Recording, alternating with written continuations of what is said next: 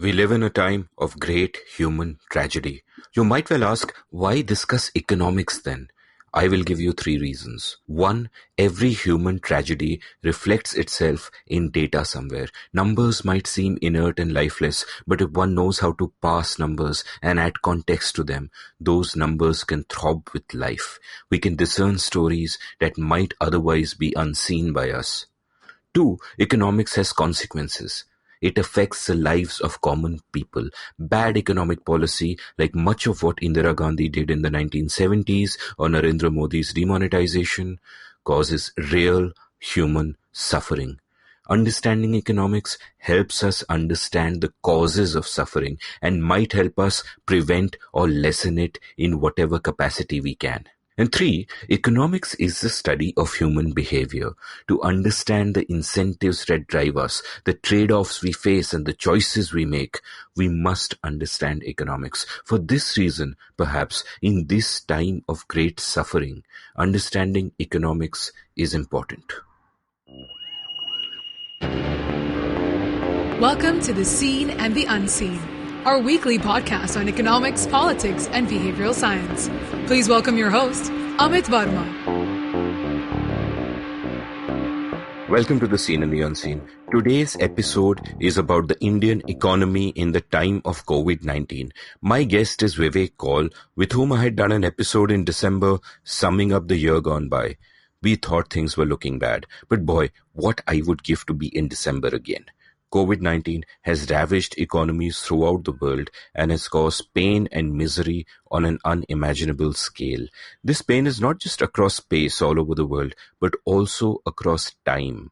For the repercussions of this crisis will be felt by us way into the future, perhaps even by future generations. In all this gloom, I also want to mention a couple of things that you can look forward to.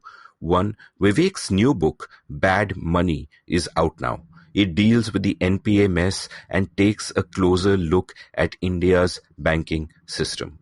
And two, Vivek and I are starting a new weekly podcast called Econ Central, in which we will chat about the events of the week, demystifying economics, and looking at other news through the lens of economic thinking.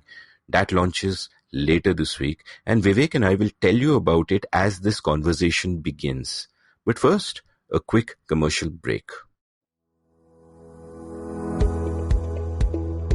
In the last few months, I have spent hundreds, if not thousands of hours watching TikTok. You might consider it an addiction, and indeed, TikTok always gets my dopamine going. I don't call this addiction though, I call it sociological research, or even taking one for the team. I have designed a new course called TikTok and Indian Society, and I invite you to be part of it. I believe that TikTok reflects the real India better than any other outlet for news and entertainment. Our mainstream sources of news and entertainment are controlled by elites who just don't get small town India or village India or poor India or even young aspirational India. Because TikTok has blown away these barriers and given the means of production to everyone. It has empowered people who otherwise did not have a voice or a platform. And I'm blown away by the talent I see every day on this app.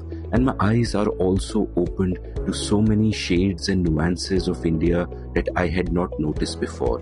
We see the worst of India in our prejudices and attitudes, but also the best in our creativity and our dissent. My course is unique as it will be conducted, surprise, surprise, on WhatsApp and will involve both my thoughts on the many themes I discuss as well as hundreds of amazing videos that illustrate my points. I am charging rupees 5,000 for this course. Do head on over to seenunseen.in/TikTok to enroll for TikTok and Indian Society, my new course over at seenunseen.in/TikTok.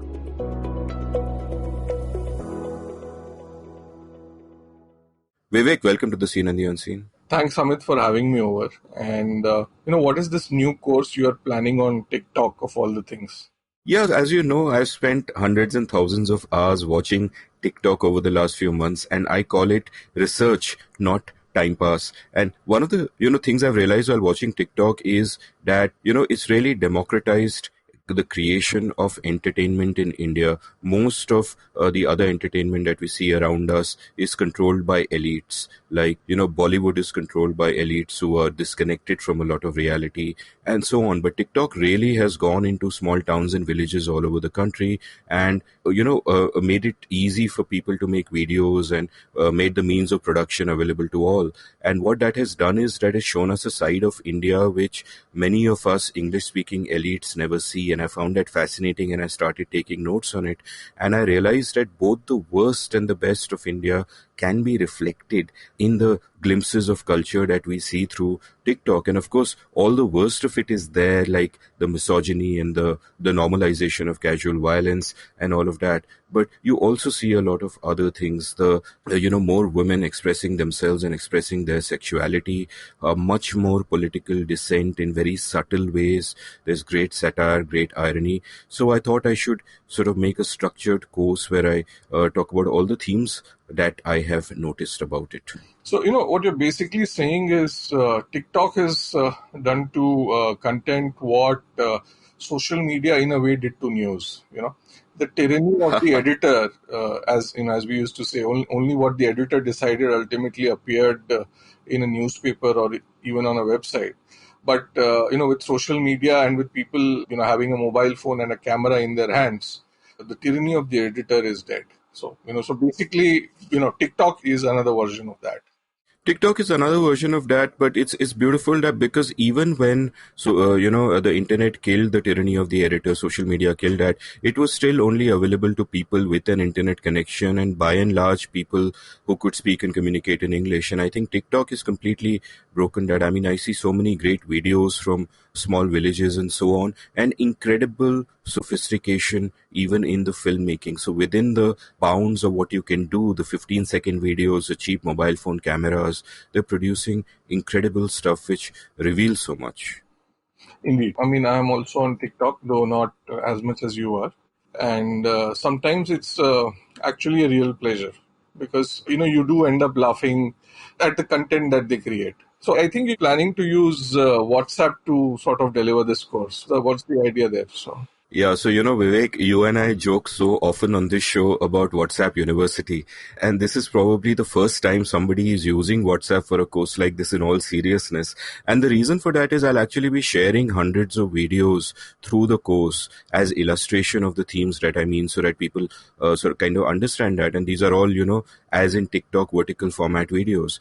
And so you can't do a Zoom class with them where you show hundreds of these vertical videos. There's really no other, you can't create YouTube modules. The only way to really do that, I mean, WhatsApp is perfect for this because it's meant for forwarding videos and all of that.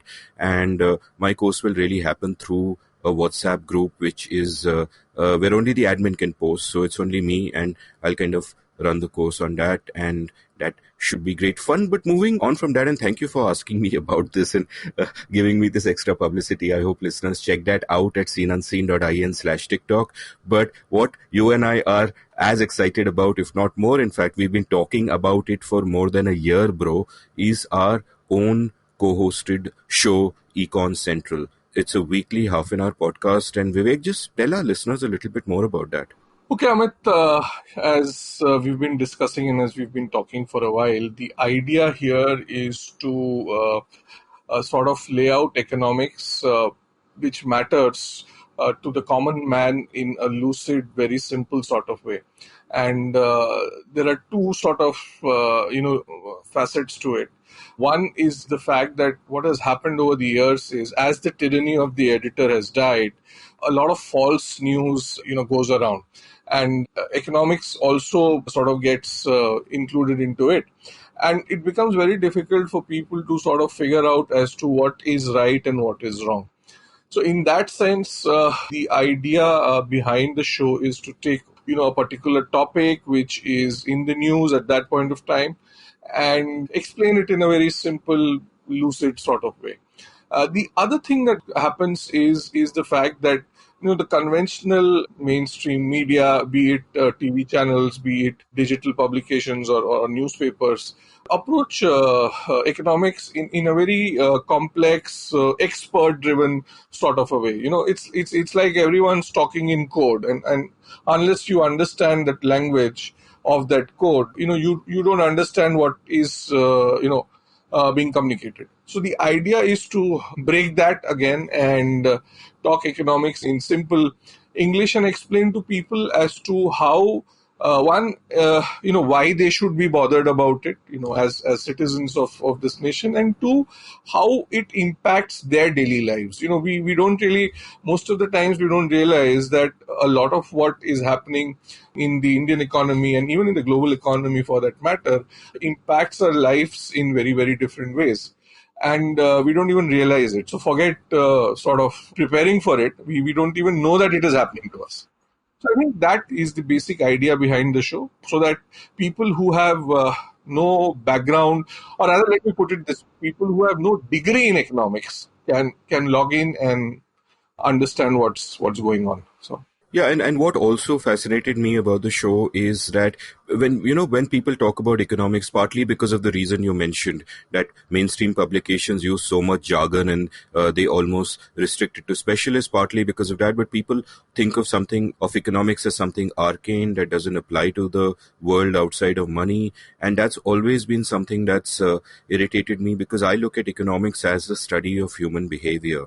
And I think it applies to everything. The tools of economics, looking at incentives, understanding trade-offs, apply to every facet of our lives. So what we will also do through our new podcast, Econ Central, is talk about regular news in India, whether it's in politics or in entertainment or wherever. Look at regular news through the prism of economic thinking. Before we begin this particular show, just some information for the listener. Typically, when you launch a podcast, you first put a preview podcast out there so that, broadcast apps can pick up the RSS feed, and like a week after that, you actually put up episode 1. Episode 1 will come later this week on Thursday, probably. We haven't decided which day of the week to release it, but the preview episode is already out. The RSS feed has been submitted to all podcast apps, so do go over to whatever podcast app you use and look for Econ Central. Econ Central, and you can also go to econcentral.in, though that is under construction right now. I don't know if it will be ready at the time of the Seen Unseen episode, but it will be ready when the first episode of Econ Central is actually out. So you can follow that for updates. And in any case, we'll be mentioning that on Twitter. Now, having got all the publicity of the various things we are doing out of the way, before we start talking about, the Indian economy during COVID, which is, what the theme of the show is, tell me a little bit about how you've been managing during the lockdown. What's life been like for you? Actually, this is a question I get asked often these days. And very honestly, my life hasn't changed at all, because this is the life I normally lead, wherein, I work out of home, I get up in the morning, I make my breakfast, I write my stuff, I take my nap in the afternoon, and then I read in the evenings. And obviously then, at around 8:30 p.m. I cook. So that is pretty much what has been happening. The only difference that has come in is that obviously, I would probably go out a couple of times a week and socialize. So that has, that is not happening. And most of the stuff is being home delivered. So other than that, my life is pretty much like the way it used to be. Now, the interesting thing is what a lot of my friends who have worked out of home in the last 3 months have realized is that working out of home is not easy. Because one, there is no one sitting on your head to sort of do the work that you have to. And two, it is very difficult to get into a routine, at least for them. Because for them, you go to office and then you sort of have your cup of coffee, you gossip a little, and then your computer warms up in the meanwhile, and then work starts. So all these little things have gone out of the window. And obviously, for a lot of men who have been brought up by their mothers not so well, it's been a real challenge, because when your home help is not coming and your wife cannot possibly be doing all the things. So for them, it's just, a lot of them have washed utensils in their lives for the first time. Some of them have discovered cooking.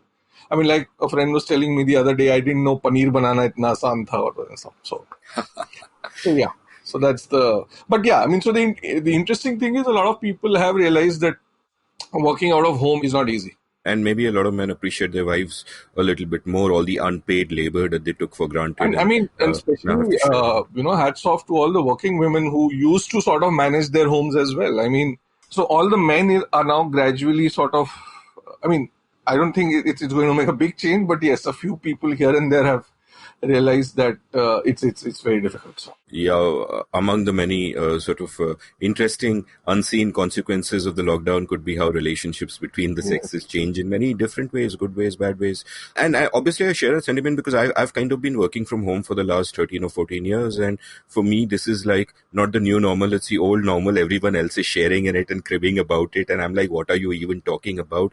And I completely agree with you about the difficulty of self-discipline, though you are obviously far better at it than I am because you churn out 83 articles every week, and I struggle with whatever little I have to do. So let's get to the subject of the show Great. before our listeners throw their smartphones where they are listening to this into the sink because they're presumably washing dishes while listening to us, which is the most common use case. That's when I listen to podcasts, by the way, Yeah, when because when there's I'm in the kitchen. very little walking and running that's been happening. So, and Yeah, and therefore commuting. traveling, you can't be, you are not spending 2 hours in your car and sort of listening to a podcast anymore. So. Yeah. So we, the two of us did an episode of The Seen and the Unseen at the end of December, which I'll link from the show notes, where we spoke about the economy in 2019. And, we have done various episodes on aspects of the economy in the last 3 years. We've covered, events like demonetization and GST and Pakoranomics, a term coined by Vivek Kaul, everyone, multiple times. And in our episode, The Economy in 2019, while summing up what happened that year in terms of economic news, we also laid out a pretty bleak picture of the government's management of the economy. Things have been going downhill for a long time. And the COVID lockdown, of course, started at the end of March. Can you sort of give me a snapshot of, in your view, how the Indian economy stood on the eve of the lockdown? Like, how bad were things? Were some things improving? Were they getting worse? Were we drifting? We've had many crises which are getting worse, like credit crisis, jobs crisis, etc. Where did we stand? Okay, so as I have been writing in the last 3 months, I think we were already pretty much into an economic slowdown by the time the COVID-19 came around. So I remember one of the pieces that I wrote for Mint was headlined something like "The Psychology of a Slowdown." And this was late last year. So I think by the end of December, and when we did our year-end episode, there were many economic indicators which clearly showed that the economy was not doing well. I mean, you could look at stuff, everything from car sales to two-wheeler sales to investment happening in the economy, credit growth, multiple indicators which would have told you that the economy is not doing so well.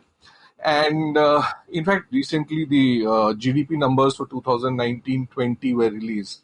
And the funny thing is that the economy grew by 4.2% during the course of the year, which was very slow. But if you take out the government's contribution out of it, the economy grew at just around 3.3%. Now, what has been happening in the last 3 years is that the government expenditure has been growing at a very fast pace, and that has essentially been lifting up the overall economy. But this is not something which can, one, continue forever, and two, it cannot lift the economy beyond a point because the government does not form a very large part of the Indian economy. Okay.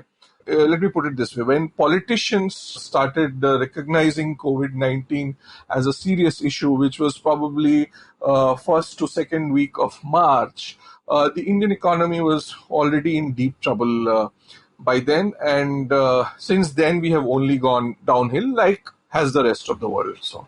Yeah, and in fact, just to drive home the point that you're making, in our last episode, we spoke about what is my pet bugbear really about the measurement of the GDP. And this was a debate that happened in the late 1930s, and Simon Kuznets, who is known as the father of the GDP, said that government spending should not be included in GDP, because then what can happen is it becomes easy, if you're using GDP as a measure of growth, it becomes easy for the government to game that measure. You can just dig 1,000 ditches, pay people to dig 1,000 ditches, fill them up, dig them again, fill them up again, and without anything productive being done, the GDP just keeps going up. And then you can point to those figures and say, see how well they are doing. But there is a limit to how much you can game them, because first of all, where does the money that the government is spending come from?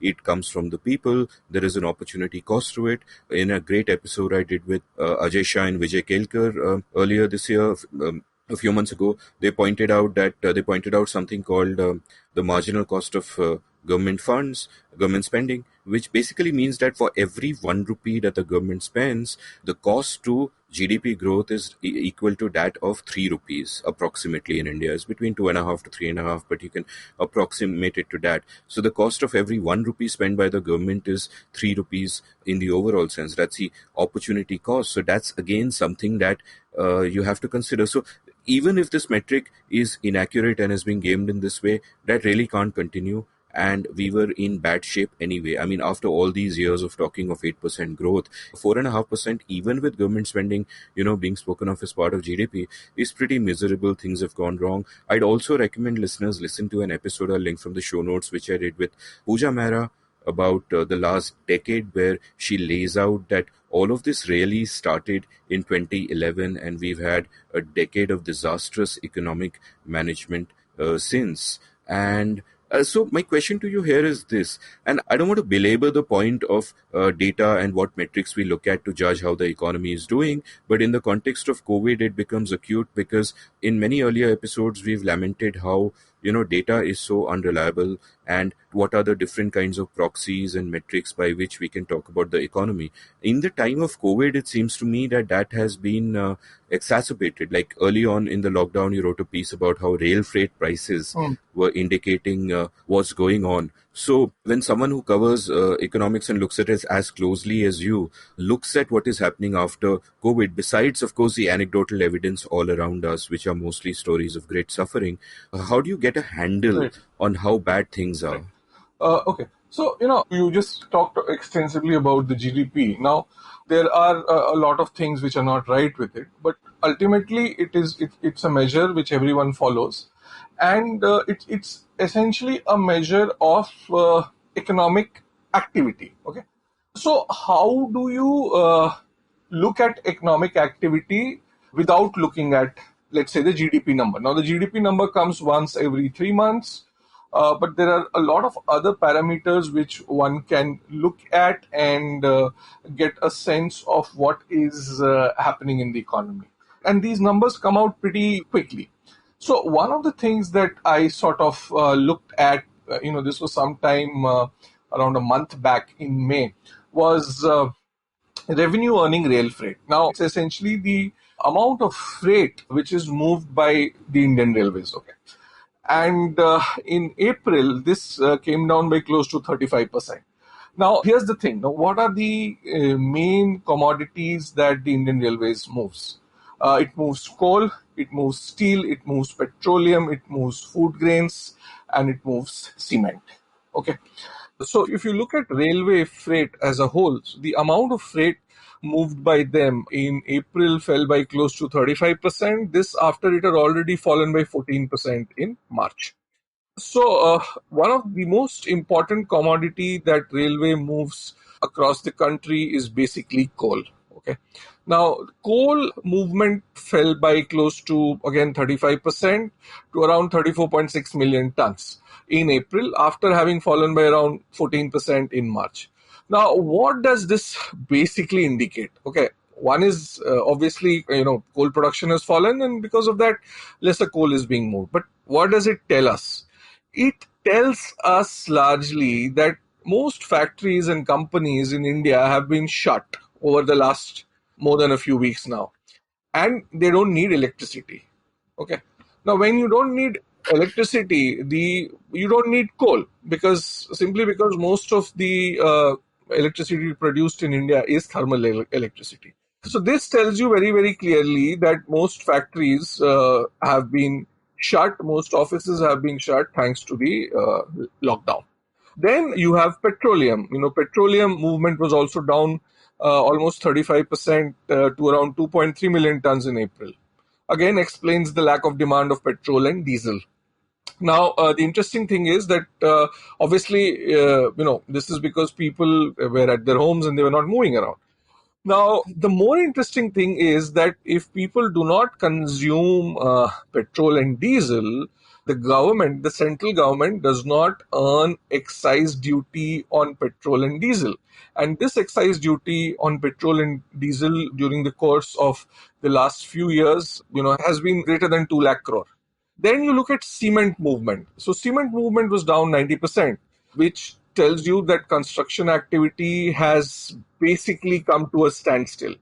It is also a very good explanation of the fact as to why so many people started walking from the bigger cities to their homes, in eastern UP, Bihar, Jharkhand, Chhattisgarh, Odisha, so on and so forth. So the only thing, the only commodity in which case the movement went up were basically food grains. And the food grain movement soared by 135%. And this was primarily on account of the distribution of extra food grains, which the central government was basically distributing. So these grains had to be moved from parts of the country which had a surplus to other parts which did not. So, if you looked at just this indicator, it could have told you in a very, very simple sort of way that all wasn't well with the Indian economy. Now, obviously, common sense tells us in a much simpler way that if everybody, is at home and is not going out and spending money, obviously there will be a problem in the economy. But this is just a, way of thinking where non-GDP data can help us see things much more clearly. No, and this is so fascinating to me that it's almost like a piece of detective work that you find out one piece of data and it seems like, okay, rail freight, what difference does it make? Yeah. But it impacts everybody's life in so many different ways. Yeah, in fact, to be very honest, I have been looking at this data for years now, and it sort of never occurred to me that I always knew that it's a very important data point, but I had somehow never sort of articulated it to myself that, one could link it to almost every important aspect of the economy.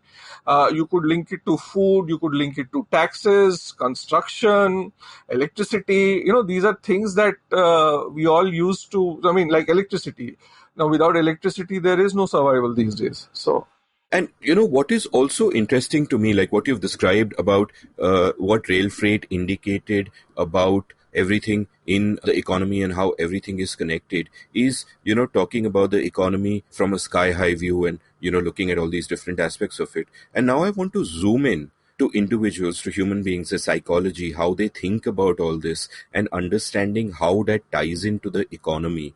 Now, you've written many fascinating pieces, obviously, about how psychology ties in with the economy, and also, a point you often make is that what is in an individual's self-interest may not be in society's self-interest and vice versa, which means that we can all behave in rational ways as far as spending and saving and going out is concerned, and that can harm us all in the aggregate, and there's nothing much to do about this. And this is possibly more vivid in the time of COVID than in normal times. So can you elaborate on this a bit? So, this point was basically one of the major contributions of John Maynard Keynes in the aftermath of the Great Depression. He basically studied the Great Depression and realized as to, why the Great Depression became the Great Depression.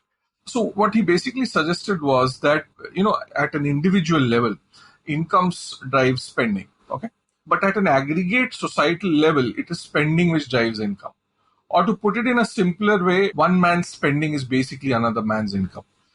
So let's sort of dwell a little deeper into this point. So let's say you are an employee and you work for a company. Let's say you work for an IT company. The company pays you a salary, and when the company pays you a salary, it may even give you ESOPs, and you use that money to buy things. I mean, you use that money to party over the weekends. You can, over a period of time, once you've accumulated a reasonably good amount of money, you can use that as a down payment for a car, for a home, and so on and so forth.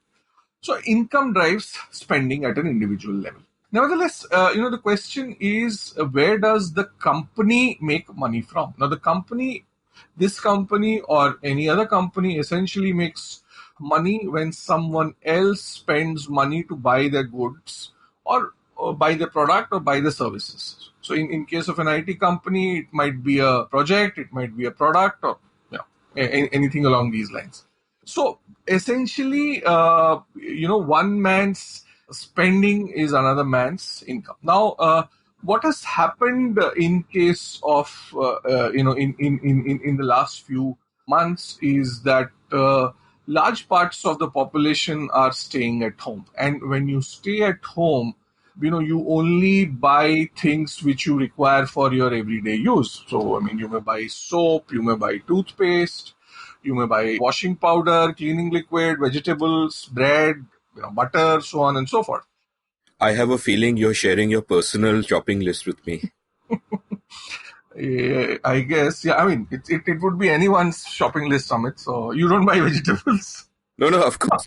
I was just kidding about how poor Vivek is having to do everything himself. Exactly. So anyway, so you do this, but when you are at home, you don't go out. So, you're not spending in restaurants, you're not going to malls, you're not watching movies, you're not buying new clothes, and so many other things. Like in my case, for almost 2 months, I did not buy many books. I mean, all the books that I bought were basically bought on Kindle.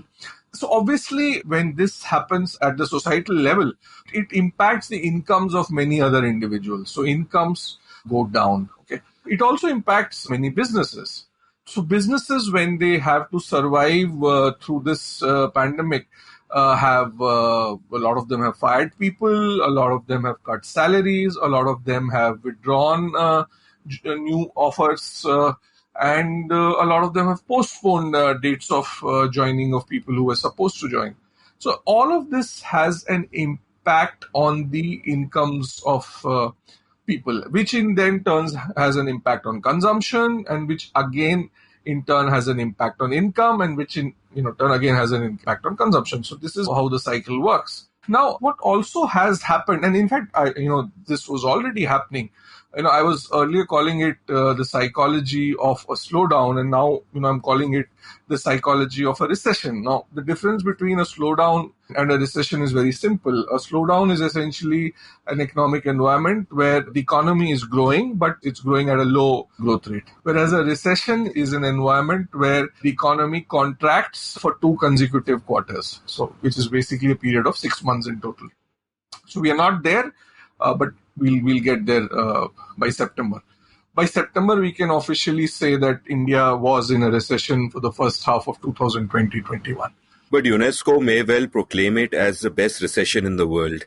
So which they might. For all we know, So yes, so what will happen over the next few months, and it's already in progress, is that all of us will eventually come to know someone who's lost his job or has faced an income cut at his job, or is running a small enterprise which is not doing well, or is running a small enterprise which has gone bankrupt, so on and so forth. So basically, in a recession, people who are directly impacted by the recession obviously cut down on their consumption. I mean, they don't have any other way out. But people who are not impacted by the recession also cut down on their consumption, because they have this great fear of being fired or seeing a drop in their income. So everyone starts sort of preparing for that bad day which might come. And when that happens, again, spending takes a beating, and then, it impacts incomes, and then it impacts spending again, and then more people are fired. And this is how, a recession sort of spreads. And I think this is precisely what is happening right now. And it will continue to play out at least for the first half of this financial year. So. Yeah, and the interesting thing that strikes me about this very profound insight is that Yeah, on the one hand, it's obvious that people who have lost their jobs and people whose businesses have shut down will obviously not be spending more, and therefore, because they are not spending, others are making less income, and the vicious cycle begins. But what is also happening is even people who do have their jobs still, whose businesses haven't been affected, even they will go a little easy on the spending and they'll be like, let's take it easy. So the spending going down is not just because there's a lockdown and people can't go out. It's not just because jobs have been lost or companies are shut down, but even after the lockdown ends, people will go out less, and perhaps correctly so, perhaps and not perhaps, but rationally so. They should go out less for the next few In months. fact, if you were to look at what you need to do in order to eat in a restaurant, I mean, the rules that have been put in place, I mean, you would never go out. I mean, you would rather sit at home and eat.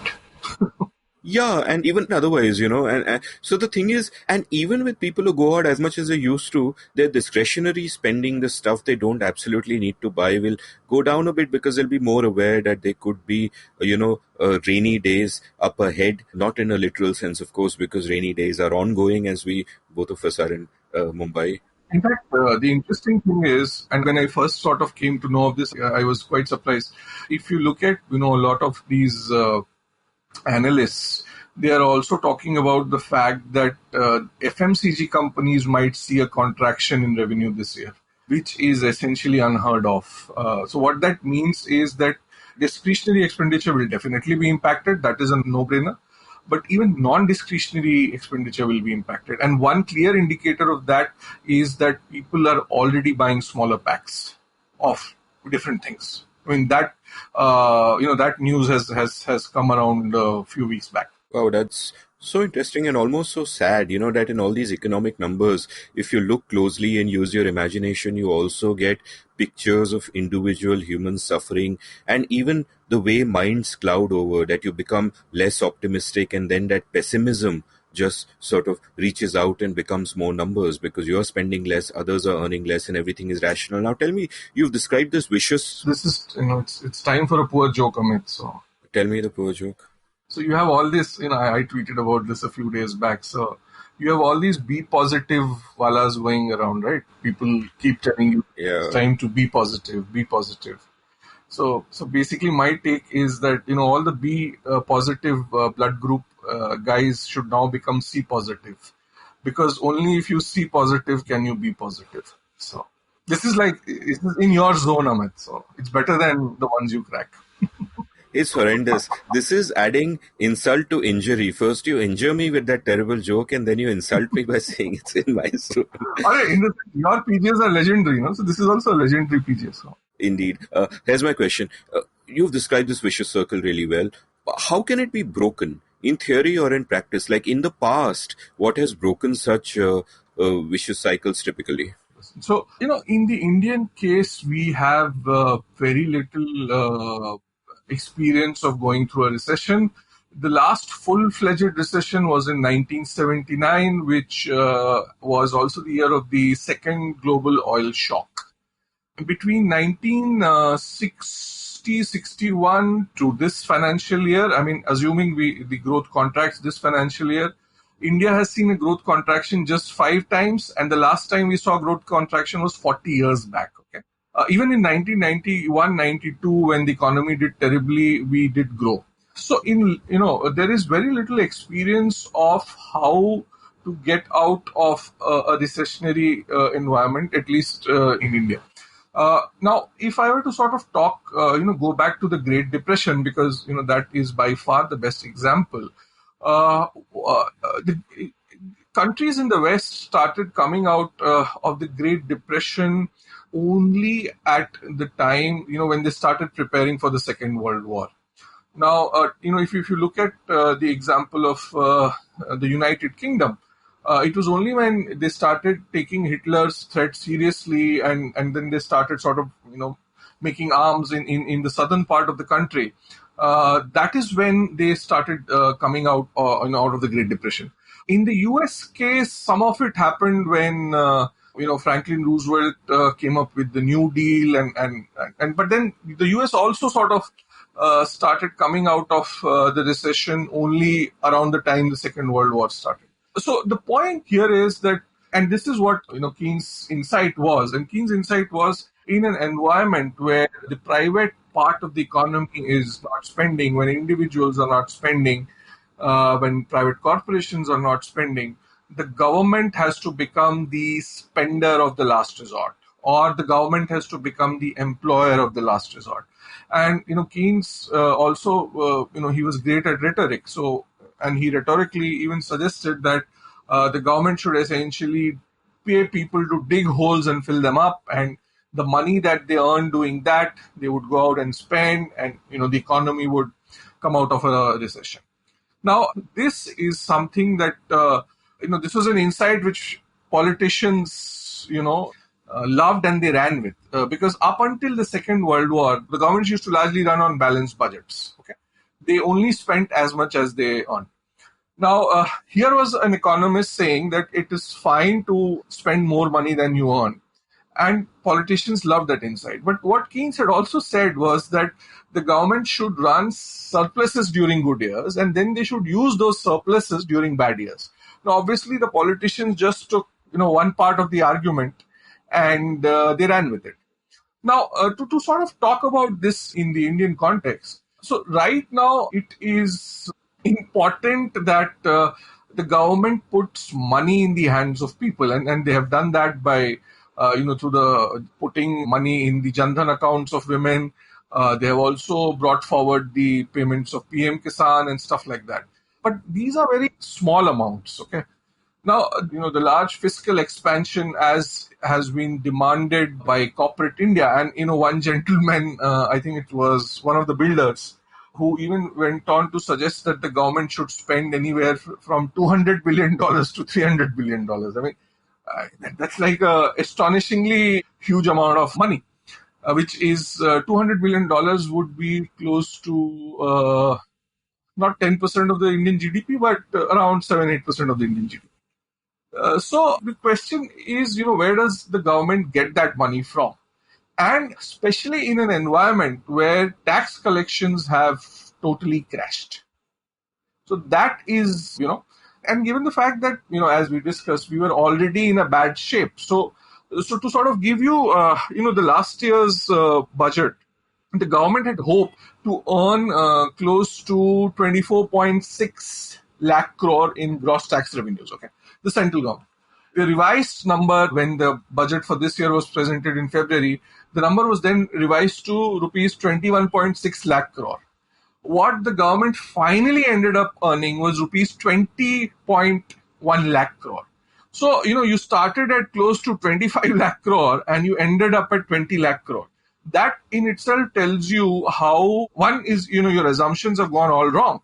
And two, it is a reflection of the sad state of the economy, because, ultimately only if the economy is doing well will people consume. So if people will consume, then the government will earn GST. If people will earn money, the government will earn income tax in various ways. And when people consume, companies will produce, so the government will earn excise duty.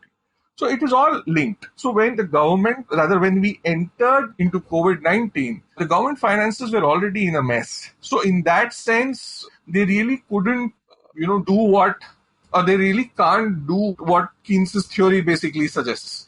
And so I guess that's the long and the short of it. And I mean, I'll get into a lot more detail on this as we go along. So, taking on from this, I have both a quick digression for my listeners and 3 questions for you, Vivek. The quick digression for my listeners is that, when Vivek was talking about the Great Depression and the conventional thinking behind it, that, government spending helped them sort of come out of it, there is a very interesting book that I would highly recommend by the great writer Amity Shlaes called The Forgotten Man, which chronicles those years and would also make you question that conventional point of view. So you should pick that up. I'll link it from the show notes. I have sort of 3 questions for you. Question 1 is this, that when we talk about putting money in the hands of the people, isn't the easiest way to do that just simply taking less from them? That is, in terms of taxes. that first of all, to begin with, you are taking money from everybody, not just people who pay income tax, by the way. Every Indian pays taxes. Even the beggar at the traffic signal pays taxes. Even your domestic help, they pay taxes when they buy salt or when they buy a sachet of soap. So everyone pays taxes. So what we really do is we take taxes from everyone and then we give some of it back and say, hey, we are putting money in your hands. Why not leave some of it with them? Is that something that makes sense to you? Of course. So, one of the things that happened in September last year was that the government cut the corporate income tax rate majorly. And while I understood, the reasoning behind why they did that, they essentially wanted Indian corporates to be able to compete with, companies which operate outside India. But I think what they should have actually done at that point of time was cut income tax rates and put more money in the hands of people. Now, the conventional argument against this point is that, but how many people pay income tax? Which is true. A large section of Indian population does not pay income tax. But the point is that, it is the people, who pay income tax have a lot of purchasing power in this country, right? I mean, they're basically the best of the lot. So when you put money in their hands, the chances that they'll go out and spend that money are a lot better. And as, I said earlier, ultimately one man's spending is another man's income. And so that would have had some sort of a multiplier effect on the Indian economy and would have helped us in some way. And it would have also helped the government because, what you essentially, you lose out in the form of tax that you collect per individual, you more than make up for it in other ways. So when people consume more, your chances of earning goods and services tax goes up. When people consume more, companies produce more. So your chances of earning excise duty go up. So it would have sort of made sense at that point of time to cut the personal income tax rate, but that wasn't really done. Now, so one of the pieces I had recently written for the Mint, and in that I had essentially suggested that the government should cut the GST rate on automobiles by 10%. I mean, that would be a good chunk that would lead to prices coming down majorly, and the chances of people buying more automobiles at a lower price are significantly better. And again, what the government would have lost in terms of the GST it collects per vehicle, it would have more per unit sale of per vehicle that is sold, it would have more than made up for it, in terms of volume. Also, what would have happened is that, there would have been this huge multiplier effect. Automobile companies don't make everything on their own. I mean, there are auto ancillary units. So, like car steerings would probably be made by some other company, tires would come from someone else, steel would come from some other company, rubber would come from some other company, so on and so forth. I mean, I'm not a automobile expert, but, this is generally what I understand. So once you get the auto sector going, you also get the auto ancillary sector going. So there are huge, what economists call backward linkages. Then, the auto ancillary sector employs a lot of contract workers. So that would have helped. Their incomes would have gone up, vis-a-vis the situation now. And I mean, then they would have consumed, it would have impacted GST. And so, so this I think is a good way of quickly putting more money into the hands of people and getting a large manufacturing sector going. And the multiplier effects, again, will be very decent in this case. But I don't know whether this will, I don't see this happening really. So. Yeah, my other two questions are kind of related, so I will kind of ask them together. That when we talk about putting money in the hands of people and that helping, now, however we choose to do that, whatever the mechanics of that is, my question is twofold. Number one is that will it really help if they don't go out and spend it? And partly they may not go out and spend it because they can't, because there is still a part lockdown and so on. And partly they may not go out and spend it because they are pessimistic and because there is, so to say, a mental lockdown and a rational and justified one. In fact, you go with this first and then I'll go to the next one. I think, it's a very valid point. And I really don't have a straightforward answer for it. But what I can say is that, this is a risk essentially worth taking for the government.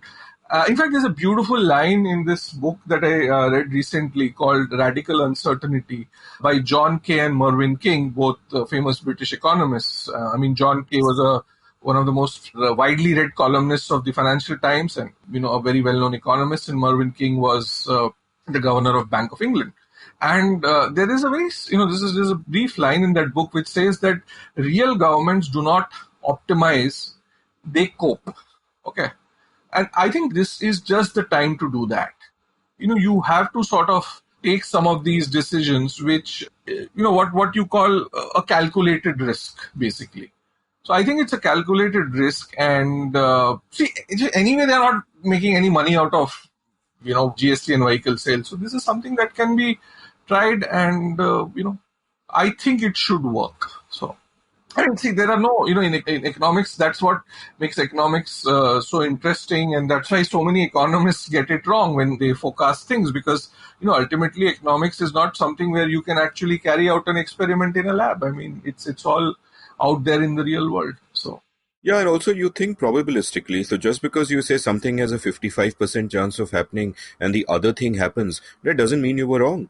The world is probabilistic and that's how it goes. And that's a lovely quote. And, it reminds me of that old cliche about not letting the perfect be the enemy of the good. And it strikes me that one reason that governments can't optimize and have to cope is because of state capacity constraints and all that. How much can you do? What can you do within the bounds of that? What is worth trying?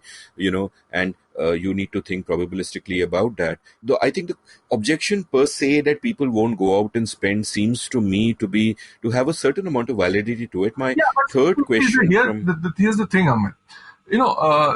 I'll answer this question in slight detail. See, ultimately, the problem is that a lot of people speak about economics and the solutions it has to offer in a very confident sort of way. Okay.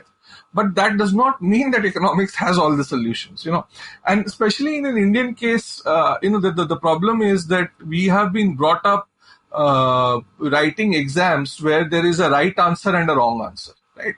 But life is not like that. There are right answers which can become wrong answers, and there are wrong answers which can become right answers. So, I won't go into detail here, but if anyone wants to understand what I just said in a little more detail, they should try reading Ram Gopal Verma's book called Guns and Thighs. He explains this very, very beautifully in that book. And the example that he uses is that of a cousin of his who basically did all the thinking and opened up a liquor shop. And his thinking seemed all right, when they sort of were thinking about the entire thing, it just seemed like a beautiful thing to do. But when he opened it, it just bombed. Whereas Ram Gopal Verma opened a video rental shop without really thinking, and it just took off. So the point I'm trying to make here is that, economics does not have all the solutions. And it's just that a lot of economists talk about solutions in a very confident sort of way, and people are looking for solutions. So, and this is a complaint that I, get regularly on Twitter, that आप solution नहीं बताते हैं. लेकिन, the point is, solution होना भी तो चाहिए. So. Very wise words. And though actually I must say that all the good economists I know, and many of them have come on the show, are actually pretty nuanced. But you are right that there are a lot of WhatsApp economists, in fact, who exude so much. Especially if you follow, these people on, a lot of them on Twitter and a lot of them on TV. You should see an economist, someone who studied economics and probably has a PhD or something, will always be nuanced. But a financial economist, someone who sort of may have studied economics, may not have studied economics, but is making money out of the stock market or is making money in some way out of the financial system, he has to be confident about what he says. He cannot be nuanced. Yeah, and the 2 points to note is that the field that he's done well in is actually very different from this field that he's pontificating about. And two, that he might have been lucky in that field. Like in the stock market, there's something called the survivorship bias, which often leads to that. The other sort of quick point I'd like to add on before I get to that much awaited third question is, one thing that it's easy to do with more certainty than the opposite of it is talk about what can go wrong, what is a bad policy or what is a bad economic decision. Like, it's very difficult to say right now, how do we come out of this? That assumption that there is some solution which brings us out of this, that all problems have a solution, as you pointed out, is not true. And perhaps our, multiple choice questions or the right or wrong question answer framework that we are trained to think in school is responsible for us thinking that way. But it is possible to point out with great certainty what is a wrong policy to take. For example, Nehru's great fan, Narendra Modi, is, replicating many of Nehru's economic ideas. In fact, he's, leaving aside Nehru's good ideas and replicating the bad ones like import substitution in this whole boycott China nonsense. And that, I think, any economist can confidently say it's rubbish, it's just going down the wrong path, because we have all the lessons of history to teach us that. But we'll discuss that later, after we take the break and all that. While we are still on the thread of putting money in the hands of people, such a delightful thought. My final question based on that is that one objection that is sometimes raised to that is that, look, you can put money in the hands of people, but what the lockdown has also done is that is disrupted, if not destroyed, supply chains of companies throughout the country. And therefore, if there aren't, the number of goods and services out there are much less. So even if you put more money in the hands of people, even if they can overcome all the, the psychological barriers, it's just that there are less businesses out there and less things being sold out there, especially in the non-discretionary space. Yeah, I mean, so again, the answer to this question will be the same as the last question. I mean, ultimately, there are things that you can try, and I mean, if they don't work, they don't work. I mean, what do you do about it? And this again, is also a reflection on our limited state capacity. It is also a reflection on how, how we implement things, like, the difference between essential and non-essential. Okay. So I find this extremely fascinating. Someone should sit and, it would make for a wonderful satire on the Indian economy that, okay, now, I'll give you a very brief example. What is essential is my Kirana shop guy. He's essential. Okay.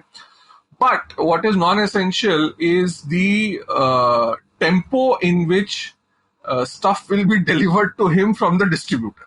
Okay. So how is he going to supply, right? He will eventually run out of stuff. And which is precisely what happened in the first few weeks, where they tried to figure out the difference between what is essential, what is non-essential. And then they tried to issue a pass. And then they finally said, okay, let all trucks move between states. Now, so which is how, so which is also, which is a big problem, because, you put money in the hands of people and then at the same time come up with rules and regulations which essentially destroy the supply chain that is in place. Then. No, and in fact, to add to your example, that can go much further down the line endlessly. For example... Oh, of course. We can keep going on with this. I just stopped it at the second level, so... Yeah, we stopped it at the second level of the truck. But the point is, if you then decide let the truck go, for many days there were jams on the highway because truck drivers abandoned the trucks because they could not get food to eat, because the dhabas were considered inessential and not allowed to operate. So if you really look at the whole circle of the economy, everything is essential in some way or the other. It is. So today morning there was this WhatsApp forward going around, and it basically showed this bus stand in Bhayandar. Bhayandar is a suburb of, Mumbai. The line for that bus ran to at least 2 to 3 kilometers. So, there was a 3-kilometer line to get onto a bus. Okay. So the buses are being run right now, but the trains aren't. And this is when only a limited, very small part of the population has to go to office. So it's very difficult to, shut down, let only parts of the economy operate. Because if you do that, then obviously there will be other problems which will keep cropping up all the time. But if you open it up totally, then obviously there is, there's a huge other problem to deal with. So, which is why I said, economics doesn't have all the solutions or doesn't have solutions all the time. So. Yeah, I mean, if a planet-sized asteroid comes and hits our planet, then what solutions are economists going to find? The world is a complex place. And at times, 2020, so much has been happening that the dominant sentiment in the minds of many people must be, hey, give me a break. And guess what, dear listener? We are going to do just that. We are going to give you a break. See you in about 60 seconds. If you enjoy listening to The Seen and the Unseen, you can play a part in keeping the show alive. The Seen and the Unseen has been a labor of love for me. I've enjoyed putting together many stimulating conversations, expanding my brain and my universe, and hopefully yours as well. But while the work has been its own reward, I don't actually make much money off the show. Although The Seen and the Unseen has great numbers, advertisers haven't really woken up to the insane engagement level of podcasts. I do many hours of deep research for each episode, besides all the logistics of producing the show myself, scheduling guests, booking studios, paying technicians, the travel, and so on. So, well, I'm trying a new way of keeping this thing going, and that involves you. My proposition for you is this. For every episode of The Seen and the Unseen that you enjoy, buy me a cup of coffee, or even a lavish lunch, whatever you feel it's worth.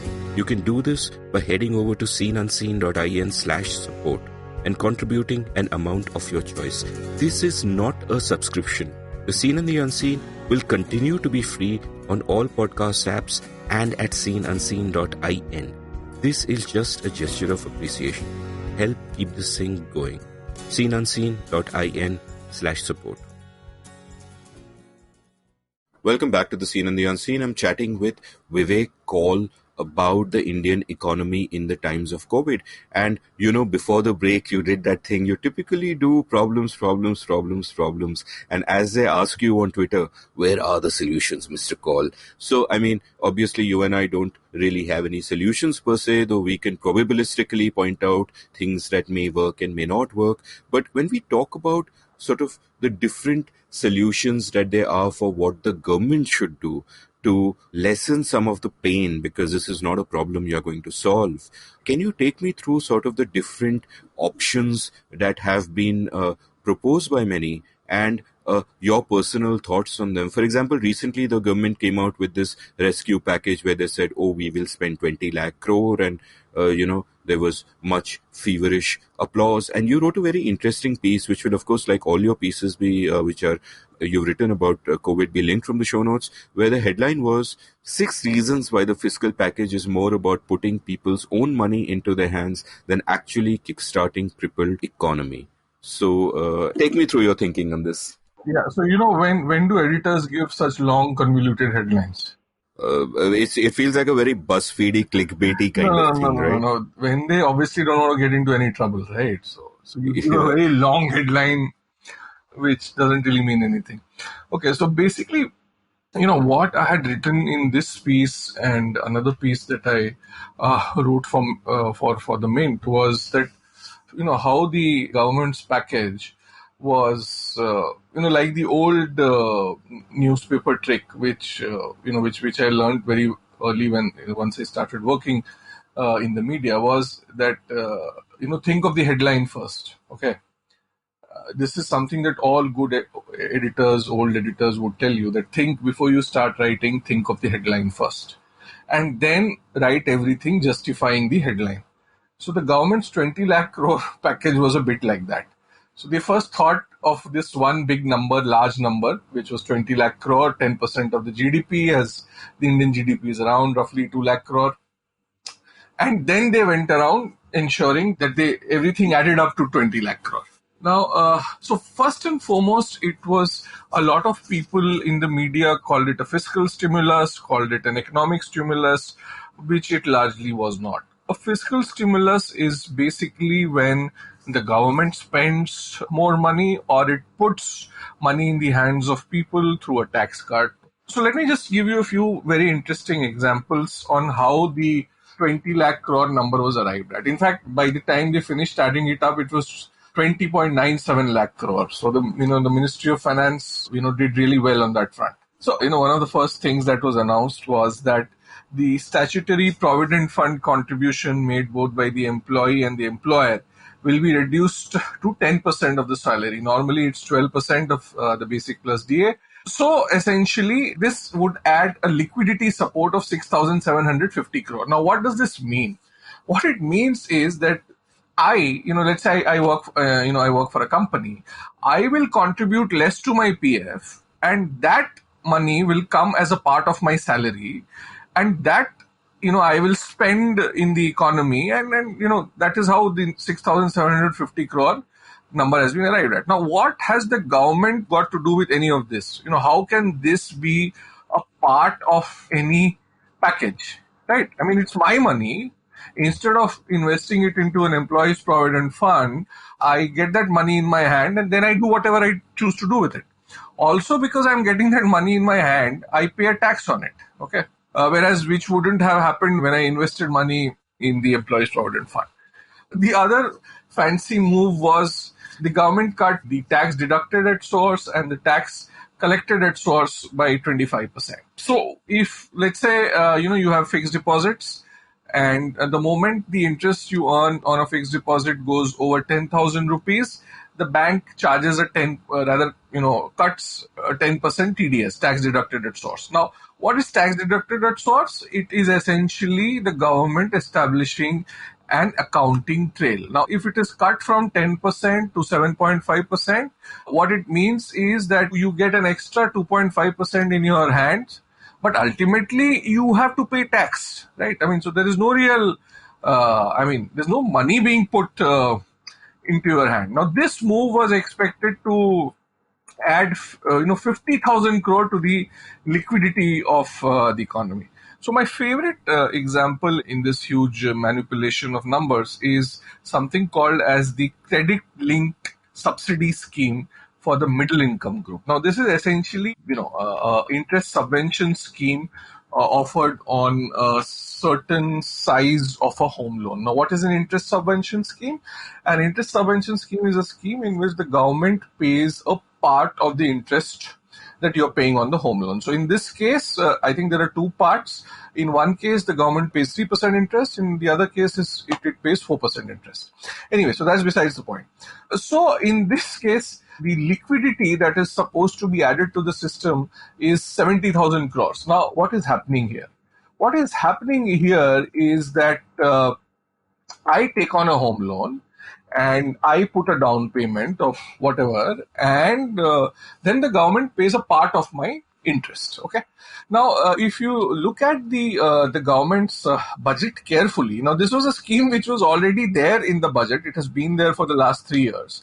So I don't know why they said that we are extending it for 2020-21, because when they announced the budget, an allocation for this scheme was already there, and the total allocation for this scheme in 2020-21 is just 500 crore rupees. Okay, so the government is actually spending 500 crore rupees, and that 500 crores has essentially become 70,000 crores in the economic package. But that 70,000 crores is largely being spent by people, wherein they sort of take a home loan or make a down payment and so on and so forth. Now, the interesting thing is that this scheme has been around for 3 years, and in a 3-year period, it has benefited 250,000 people. Okay, whereas this year the government expects it to benefit 330,000 people. It just goes, I find it extremely bizarre that when the economy was in an okay shape over a period of 3 years, only 250,000 people took the benefit of this scheme. But when the economy is expected to sort of, get into big trouble this year, the government expects that 330,000 people will, take on the benefit of this scheme. I mean, it's just beyond bizarre. Having said that, the biggest input, into the 20.97 lakh crore package is, comes from the RBI. So the RBI input is a little over 8 lakh crore, and it basically forms around 38% of the economic package. Now, what is the RBI's input? The RBI's input is the money that the RBI has put into the economy over the last few months. So one thing that the RBI has done is that it's cut the cash reserve ratio from, I think, 4% to 3%. Now, cash reserve ratio is basically all the banks need to maintain a certain proportion of their deposits with the RBI. So it used to be 4% earlier, and it's now down to 3%. So because of that, around 1,37,000 crore rupees have been released into the financial system. Other than that, the RBI has been buying bonds, it has cut the repo rate, and so on and so forth. Now, the interesting thing is that the banks are actually not spending this money. And I mean, I haven't checked the data today, but up until a few days back, more than 4 lakh crore that the banks had, 4 lakh crore rupees, were being deposited with the RBI because the banks had no use for that money. So that what that essentially means is that RBI is actually not adding liquidity to the system, but is taking it out of the system. Okay, because banks are not, people are not borrowing, so banks are not lending. So in that sense, instead of the 8 lakh crore number, the liquidity number which was added to the 21 lakh crore package, it had to be a negative entry of 4 to 5 lakh crore. I'm just taking the government's math a little forward. So the point is, a bulk of this so-called package was nothing but what we would call a good forward on WhatsApp University. Having said that, there were a few good points to it as well. One of the things that the government did pretty quickly was when they decided to put 500 rupees each for a period of 3 months into the accounts of all women Jan Dhan account holders. Then they also decided to increase the allocation to NREGA, the Mahatma Gandhi National Rural Employment Guarantee Scheme, from around I think it was 61,000 crore to more than 1 lakh crore. There was also extra food was distributed through the public distribution system. So there were a few genuine parts to the package, but a lot of it was just simply made up. As I said at the very beginning, it was think of the headline first. So the Prime Minister thought of a nice, good headline, and the Ministry of Finance then worked on justifying that headline. So I have two digressive observations and one digressive question, and I should point out that actually if I wasn't being digressive, I would be transgressive of the custom of the seen and the unseen, where being digressive is common. One observation, of course, is that this sort of advice that editors sometimes give, that think of the headline first and write the piece, is actually a hack to sort of defeat the mental block of how do you structure it or what do you do, and that typically as an editor, I would frown upon people who have decided what a piece is about before they start reading it or writing it, because it means you made up your mind and you're just going to, the confirmation bias comes into play and you're just going to do everything that supports the conclusion you've already made. But of course we know that. And can I just interrupt you here once? Yeah, sure. Okay, so I'm just taking your point forward. I think as when you start working in journalism, it's probably good advice. But as you go along, and I'm talking from my experience, I think I find the concept of a headline very, very limiting now.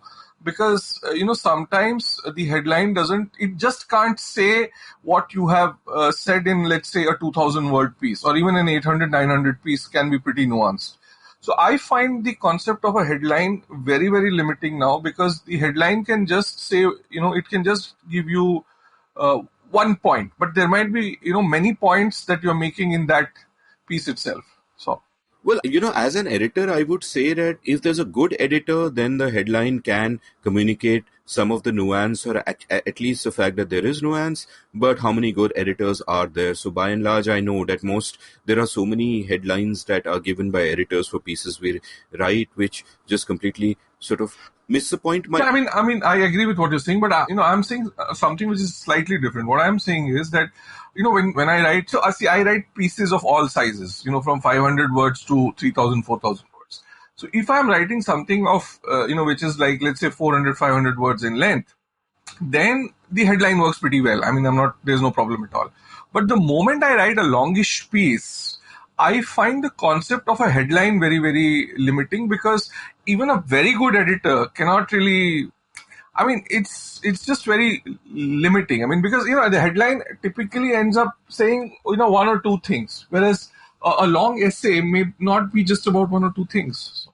Fair enough. That's a digression from a digression. I won't get into that, but I will assure our listeners that in our forthcoming weekly podcast, Econ Central, there will No be no digression. headlines. And also, and on that headline point, that because that can sometimes be a bad practice for a journalist, it can also be a bad practice for a government, as in this case. My second digression would be that we keep lamenting the rise of WhatsApp economics and the way these narratives are spread through WhatsApp and all that. And, I have been saying forever that this government doesn't care about governance, it cares about optics. But there is one sense, if one may be contrarian, in which optics is useful and optics can change reality, which is, as we spoke in the first part of the show, that, the pessimism and the kind of mindset that times are very hard and we must not spend can actually affect the economy. It's rational at an individual level, but it can affect the economy. And if you constantly have narratives spread out there that everything is sunny and everything is great and go out and spend, then who knows, that might go a little way towards making people a little less pessimistic. When the financial crisis of 2008 broke out, this is precisely what George Bush told the American economy. I mean, go to Disneyland and then spend money. So, Yup. And my digressive question now is, before we get back to various solutions that have been proposed for what the government can do, various directions rather, I want to take a digression to ask about a topic on which you and I have done an episode together. One of the first times I think you came on the Scene and the Unseen, and which you just mentioned, which is real estate, where you spoke about how one of the packages dealt with the interest on housing loans and so on. And the first thought that entered my mind was, what housing loans, bro? Because the question that we examined in that past episode, which will be linked from the show notes, was that the economy is so bad and demand for housing has gone down. Typically, when demand for something goes down, prices reflect that and prices go down. But the prices weren't going down then, and they don't seem to be going down now. So can you briefly, for the benefit of listeners who haven't heard that episode, and even you might have further insights since the time we recorded that, talk about, what the hell is happening there? Nobody is buying, but the prices remain high. How does that make sense? I think I wrote about this recently somewhere, and I don't remember where, but what essentially has happened to real estate is that, one, that there is no demand, but there is no supply also. Okay. And I mean, I'm talking in very, very general terms here, right? So why is there no supply? Because, a lot of people who've bought real estate as an investment, and I'm talking about the secondary market here, not the primary market, secondary market where, when an individual buys from another individual. So when it comes to that market, there are, many people who have bought homes over the years, and there is a price fixed in their heads. Okay. It's like the anchoring effect that, behavioral economists talk about, and they want that price. Okay. And because they want that price, and they're not going to get it, so there's no supply. And there's no supply and there's no demand. It's a sort of a very unique situation which economists normally don't talk about. But that's a secondary market, right? I mean, what percentage of the overall market is this? I'll come to that. So, in the primary market, what happens is that, let's say a builder builds a building and he sells the initial homes at a certain price. Okay. Now, if he starts cutting price after he's sold those initial, let's say 20-25% of the homes in that building, it doesn't go down well with the people who have already bought it, right? And it spoils his narrative as well. Ki bhaiya, daam kat raha hai. But what is happening now, at least in Bombay, I mean, and I've spoken to a couple of guys about this, is that builders are willing to cut prices off the record. So it essentially depends on how much money they need at a certain point of time. I mean, how desperate they are. And if you sort of, and at the, if you look at, and in, central Mumbai where I live, apartments are extremely expensive, 5 crore and upwards. But there have been examples of, apartments which used to cost 5 crore have gone anywhere between 3.5 to 4 crore, which is a huge, if you look at it, it's a reasonably good price drop of almost 20 to 30%. Now, obviously, the problem in India is, and again, this is something I've written about extensively, is that there is no real estate price which is available directly to all of us in the open market. So let's say, you stay in Warsaw and you want to buy a house in Warsaw. You want to buy a 2 BHK in Warsaw let's say in a building which is a decade old. So what is the price? Unless you sort of call up a broker and then you talk to 5 brokers and then you start getting a certain sense of price. And even then you're not sure as to whether whether you're getting the right price or not. So that is a huge problem, because ultimately if there is no market price, how does the market clear? So that remains a huge problem. And also what has happened, and I have some sympathy for builders also now, that what has happened over the years is that the land prices are atrociously high, and two, the kind of charges that state governments have put on every real estate permission has basically killed the market.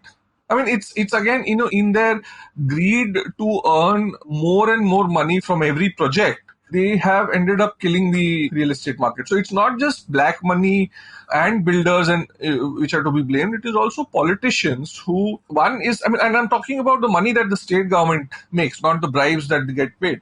So the money that the state governments have tried to make from real estate is just astonishingly huge, and that has also ended up killing the market.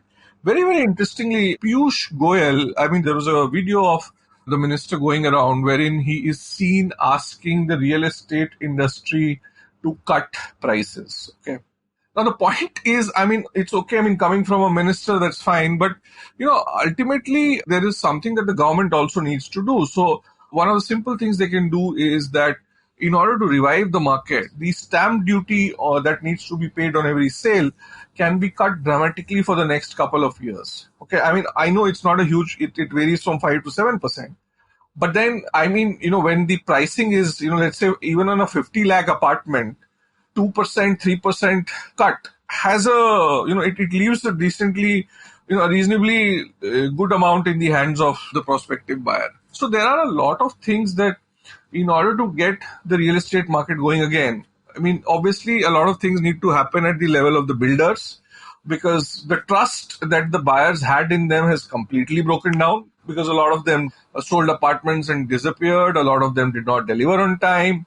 And at the other level, the state governments need to be reasonable about the kind of money they hope to earn from real estate. And I think another measure that the government has is that, they have a law by which whatever their valuation of a property is, which is a fixed point, if the buyer pays below that, they have to pay tax on the assumption that they paid the rest, which is supposedly to cut down the use of black money. But the effect of that is that now prices cannot fall below that. It's almost as if the government has set a floor below which. No, it doesn't. So it's not that the prices can't. What is happening now in some of the larger markets is that what you're talking about is the ready reckoner rate. So ready reckoner rate is the rate on which you need to pay stamp duty. Okay.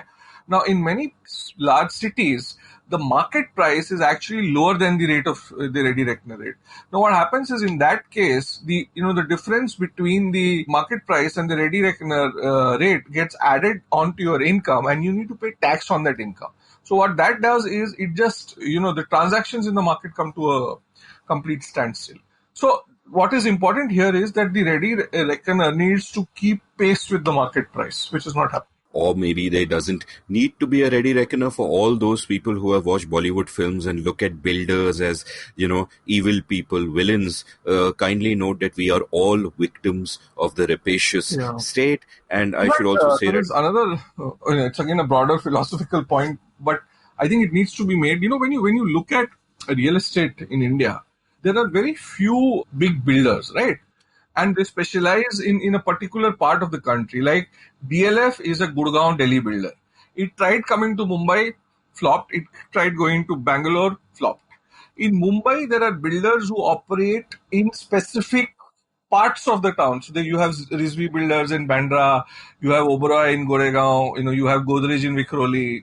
So the point is that, the regulatory system that you need to manage in order to be a builder is so complicated that you can only specialize in a very small part of the country. And that also, what that does is, obviously it takes economies of scale out of the equation totally. So, if you had a builder, forget a pan-India builder. Even if you had a pan-Maharashtra builder per se, I mean, that would have some, he would have a much better negotiating power when it came to construction of homes. So all that goes out of the equation. That's a great point, and you keep talking about builders and buying homes and all of that. And as you were saying that, I was thinking to myself, "Bas kar pagle rulayega kya?" Yeah, Because the irony is I just keep talking. I've never bought a. yeah, exactly. That's what I was saying. That I would like to kind of inform all our listeners that both Very Vivek and I good. live in rented houses. Very We low. cannot, we cannot afford to actually own our own houses either in the places we live or any other place for that matter. Moving on to the sort of directions which people often propose for what the government can do, and there's borrowing money, printing money, the RBI doing this and that, and blah blah blah. Take me a little bit through some of them. I mean, let's start with, it's almost become fashionable now to say, hey, the government should just print money. And, just on the face of it, that sounds absurd to me, because we know that, if you print money, you increase the money supply, and that leads to inflation, and that is a tax on the poor. Now, I just want to break it down in simple terms for people who may not have followed or studied that connection in the past, that if you print money, you have more money chasing the same number of goods and services, and therefore naturally their price goes up. Who does this hurt? It hurts the poor. It is disproportionately hard on them. We, the middle class, can manage if, a soap that was 10 rupees becomes 11 rupees, which is why you can't just print money and spend money indiscriminately. Otherwise, that would be a solution to everything. Now, one of the things that people who are now saying print money is that, A, we need money to spend, and this is one solution. And hey, inflation won't happen because anyway, people are not going to spend now and all of that. But I would say that in the long run, at some point or the other, it will still happen, even if you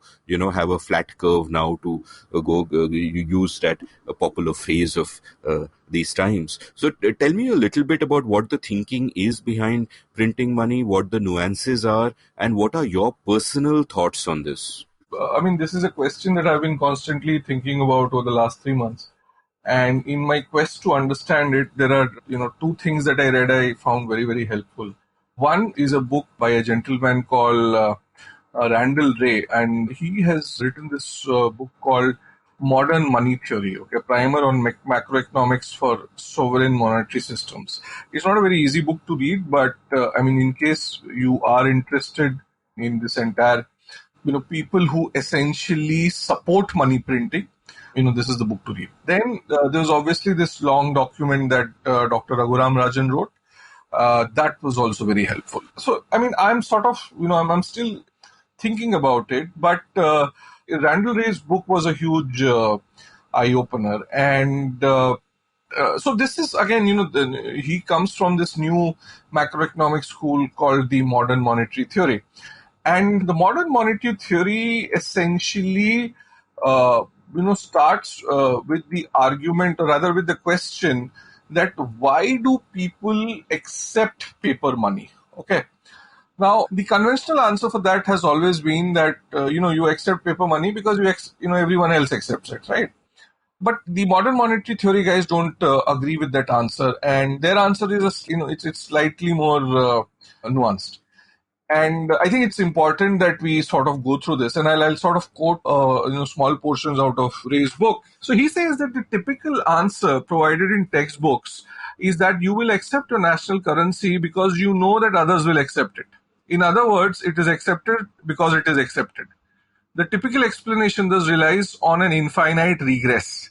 John accepts it because he thinks Mary will accept it, and she accepts it because she thinks Walmart will take it. So I accept $1 because I think I can pass it along to dupe some dope, is what Ray says. But then, what the modern monetary theory guys say is that people accept a national currency because the government allows them to pay tax in that currency.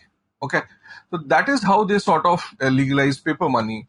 And so that's their argument. Now, what they go on to say is that in developed nations where the government forms a reasonably large proportion of the economy, the population is willing to accept more domestic currency than what is needed for tax payments. Okay. The normal case, and I mean, I'm quoting out of the book, the normal case, let us say in the United States or the United Kingdom or Japan, is that anything for sale domestically is for sale in domestic currency. These sovereign governments never find that they cannot buy something by issuing their own currency. So the conclusion that they draw from this is that in developed nations, money printing can happen, and it does not necessarily lead to inflation. Okay. Having said that, even Ray acknowledges that you have to be careful that these principles do not imply that the government ought to spend without constraint. These principles also do not deny that too much spending by the government would be inflationary. Okay. So there is a certain school of thought which believes in money printing up to a certain extent, but they also don't believe in the fact that it can go on endlessly or that there won't be any problems with it. Now let's concentrate on the Indian case.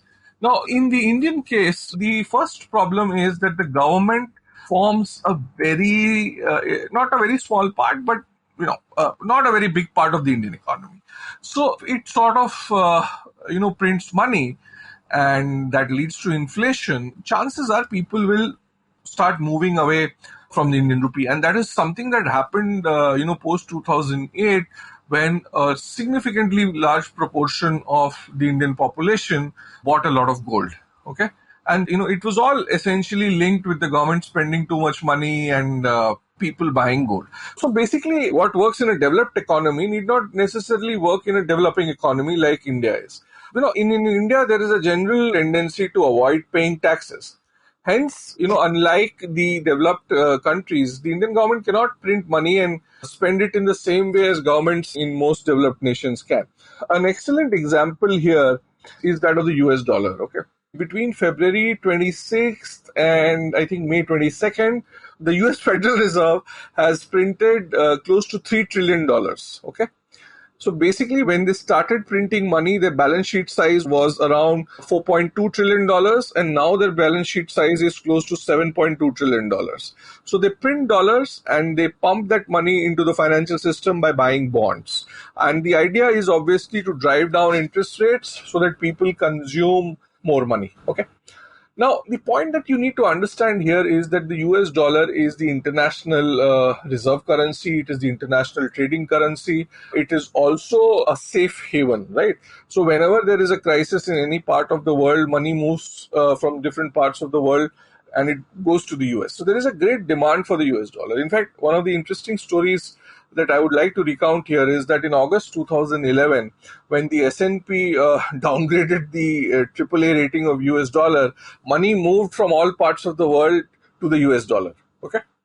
And that was the irony of it all. So people like holding to the US dollar, and to a lesser degree, this is also true about the British pound, the Japanese yen, the euros, and the Canadian and the Australian dollars. The same is not true about the Indian rupee. No one really, beyond a point, people do not want to hold the Indian rupee. So what will happen is that if there is even, some sense of the RBI printing money and handing it directly to the government, the foreign money will all start moving out of India. And, when that happens, there will be great pressure on the rupee, your bond yields will sort of go up dramatically, and generally the macroeconomic environment will be disturbed. So it's not really a great idea for India to print money. Also, it's worth remembering here that the RBI used to sort of monetize the central government deficit as late as 1997. So what that meant was that if the fiscal deficit of the government went beyond a certain level, the RBI would just print money and bring down the fiscal deficit. But since in 1997, the RBI entered into agreement with the government, and it doesn't happen like that anymore. And because of that, what has happened is that, interest rates sort of went up over the years, and people actually saved a lot of money, and that led to investments, and that, helped the economy at large. So if the government prints money, you're essentially starting to question the structure that was put in place and that has worked well over the years. So and then there's a beautiful argument that I think Raghuram Rajan made in the brief paper that he wrote, and this is how he put it.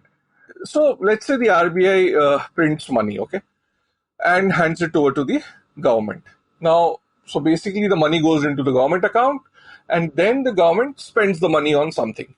Now, when the government spends the money on something, incomes of people go up, and money comes into their hands, and then they go and spend that money, and so that money lands up with some shopkeepers all over the country. And given that in an environment where people are not willing to spend, that money ultimately comes back to the banks, okay, and banks are not able to lend that money, and then they deposit the money with the RBI, and the RBI pays them interest on the money that they deposit with it, and that rate of interest is called the reverse repo rate. Okay.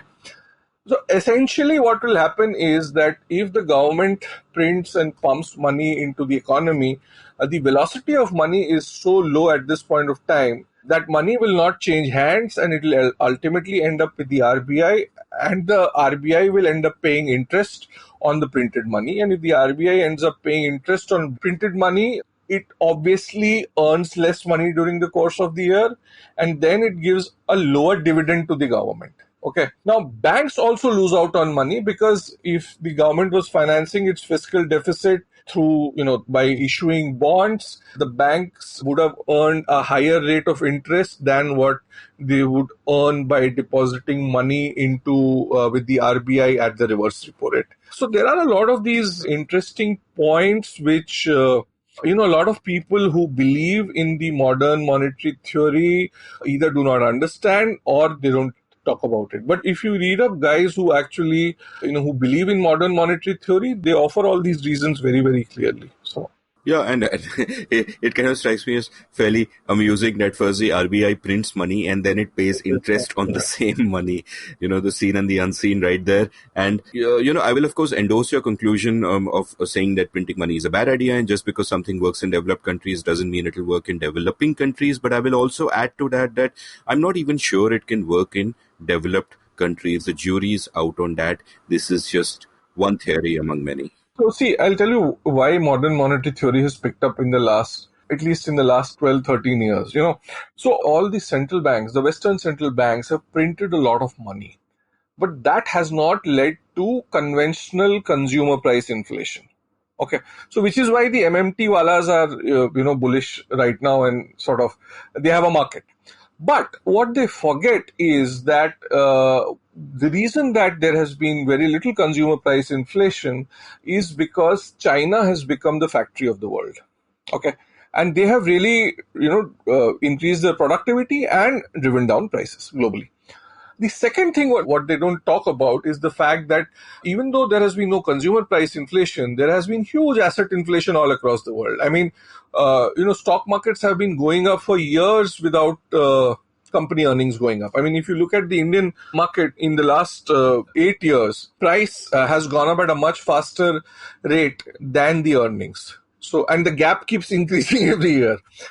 So obviously there is inflation, but it's just that it is not conventional consumer price inflation. It is inflation which is reflected in the assets that that you buy all across the world. So. Yeah, and they're both great points. And to sort of add to the first point, of consumer price inflation not being reflected because China is sort of the factory of the world, we also don't see the counterfactual. If these governments hadn't printed so much money, would prices have been lower? Even lower. We simply don't know the counterfactual, and therefore I find all of this. Also, and inflation is a very individual thing, Amit. I mean, it depends on what exactly your consumer basket is at any point of time. I mean, if you have kids, they go to a good school, I mean, you have a pretty good rate of inflation, because school fee, goes up every year, the cost of educating a child, all the activities that come with it. I mean, these days it's not just enough to send your, kid to school and then forget about it. I mean, there are 10 other things that he or she needs to be a part of. So. A fascinating example to come up in a discussion between two people who don't have kids. Yeah. Let's get judgmental about the entire thing. So. Yeah, so let's kind of move on from, one direction that it is often proposed the government can go in, which is printing money, to another one, which is borrowing money.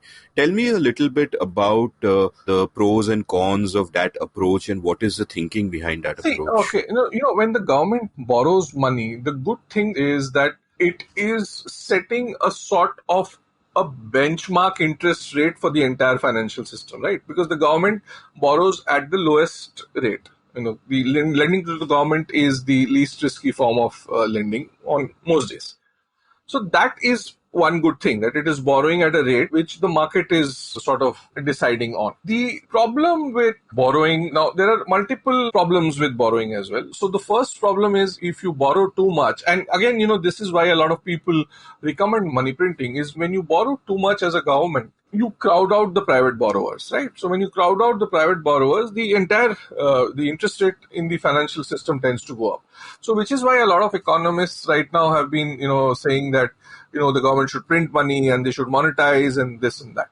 In fact, interestingly, it's not that RBI is not printing money and not monetizing the fiscal deficit, but they're not doing so directly. So what they do is, there are primary dealers which basically create the market in bonds. I mean, so the RBI is using these primary dealers to buy government bonds. So the market has an indication that the RBI is buying bonds, but no one can say very, very clearly that the RBI is.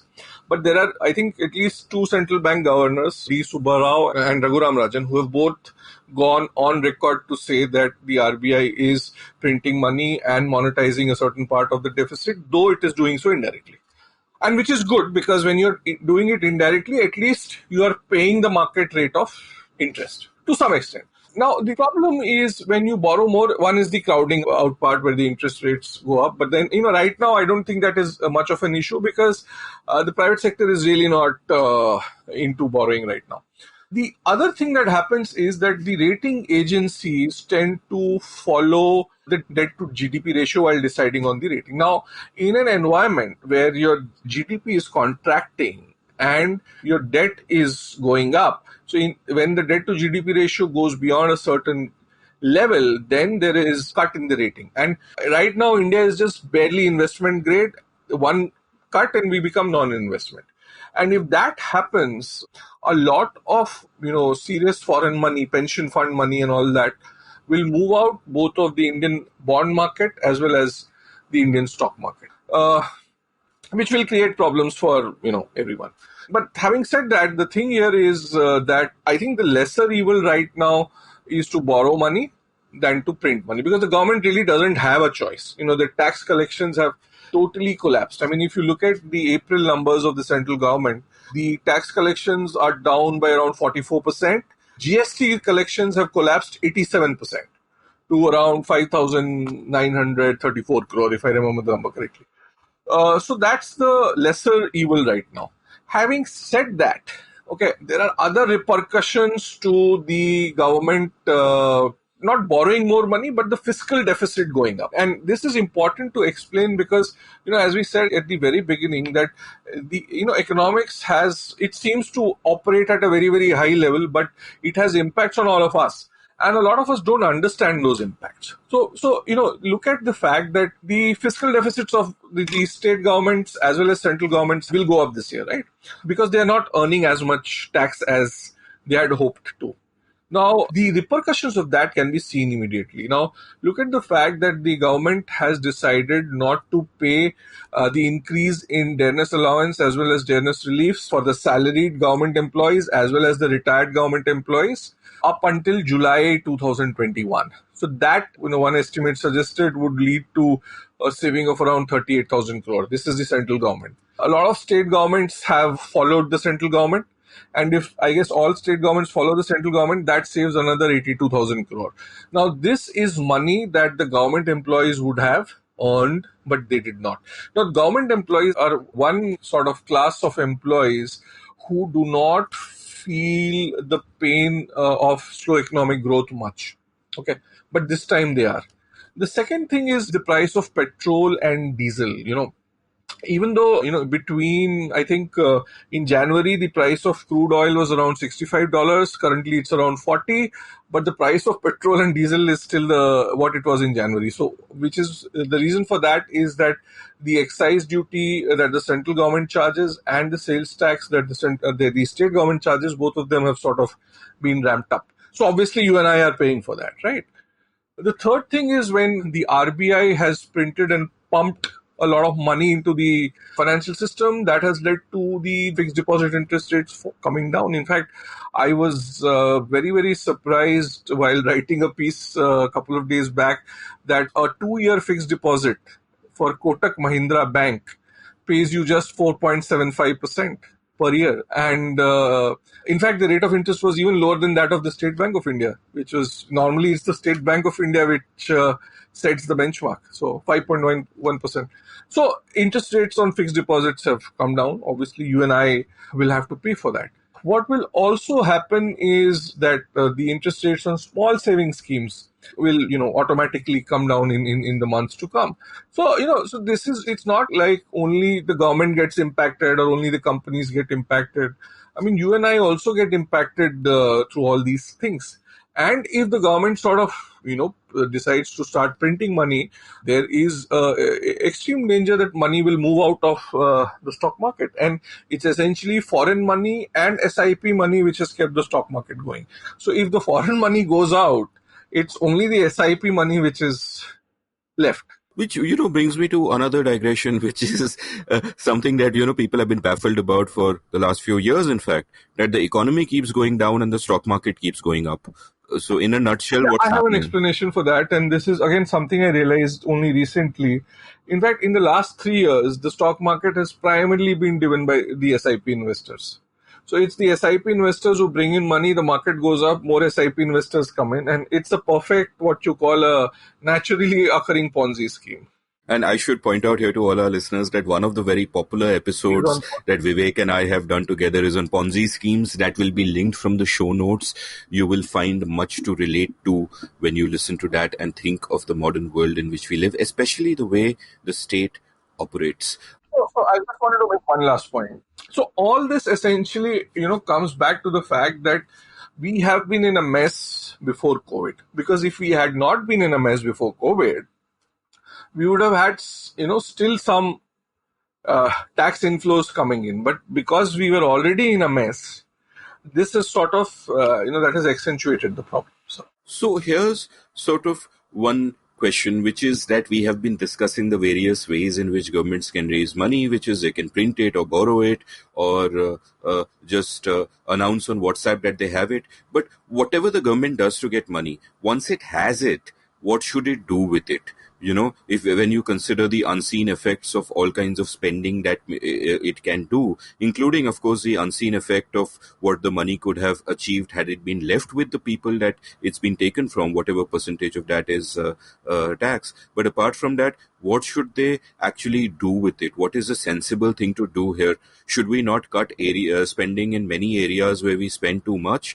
And what are the areas in which we need to pump money? I think it is already happening. I mean, if you read the newspapers carefully, I think most of the major projects have been put on hold, and they don't have the money to do anything else. So right now, most of the money is going towards tackling COVID-19. So I think one of the things that I suggested in the first piece that I wrote on what the government can do to tackle COVID-19, I mean, I've written many pieces since then, was the fact that money needs to be put into the hands of people, right?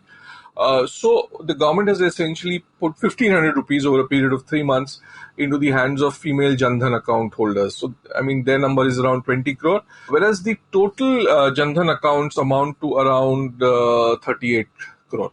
I think this is not the time to sort of differentiate between, man and woman, and money should have been put into all Jan Dhan accounts.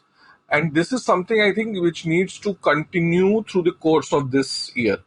Now, people will come around and tell you, ki bhaiya 500 rupees se kya hota? What is 500 rupees? But then again, at the end of the day, some money is better than no money, right?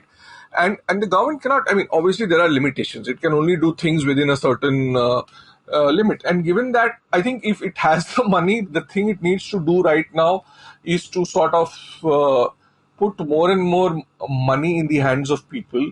And, I mean, people will say, okay, but what if they save it? And I mean, that's fine. I mean, even if they save it, it will be there for them to spend at a certain point of time.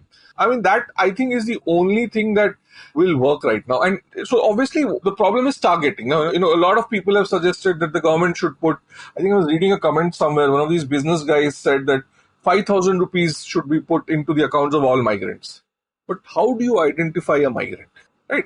So this is also the time to sort of build slightly more robust systems where better targeting can be carried out. Now, the problem again with that is, you go back to IT security and, all those issues start to privacy and all those issues start to crop up. So basically, the state capacity in India is very, very limited. And because the government wants to do way too many things which it shouldn't be doing, it does not end up doing those things that it should be doing well. This is a good time to tackle that. And one thing that can easily be done is, the government owns a tremendous amount of land. And this is not, Rajesh Jain's version of where he suggests everything should be sold. But there is a lot of land with the government and public sector enterprises, and this land can easily be sold. Land prices can be brought down, real estate prices can be brought down. And we talked in the beginning about a GST rate cut essentially helping the automobile industry, right? Because the automobile industry has many backward and forward linkages. The real estate sector has 250 forward and backward linkages. So what that essentially means is that if the real estate sector starts to do well, there are 250 other sectors which have the potential to do well. I mean, so obviously, you would need sand, you will need cement, you will need wood, you will need glass to sort of build a home. And then once a home's been bought, people will have to furnish it.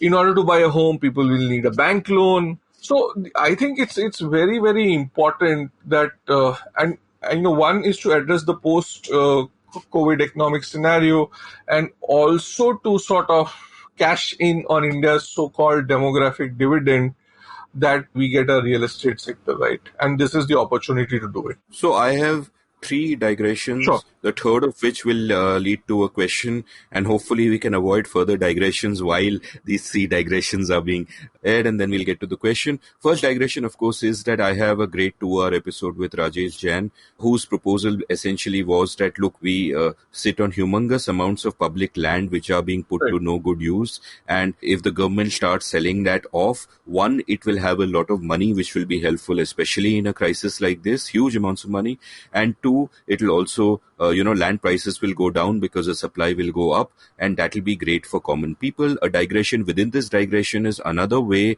to make the supply of land go up and land prices go down is to reduce the sort of ridiculous laws like FSI and rent control that we have, especially in our big cities. Digression 1 over. Digression 2 is a rant, which is that forget government spending. A lot of money was basically recently raised from contributions to a fund called PM Cares. None of that is being set. It is opaque. None of that has been spent. We don't know where it's going and what it's for, which leads me to digression 3.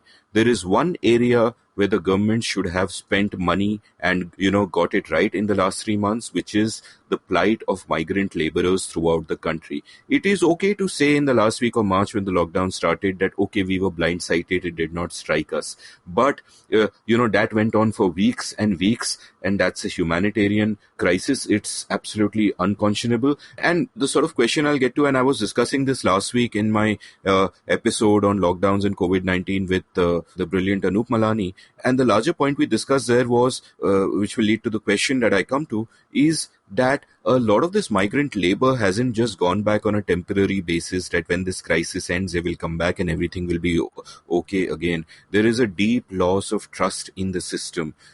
They found themselves starving, they found themselves out of jobs, and they found the government unwilling to help in any way. On the contrary, putting barriers in their way, which has led to a loss of not just livelihoods, but also lives and also hope.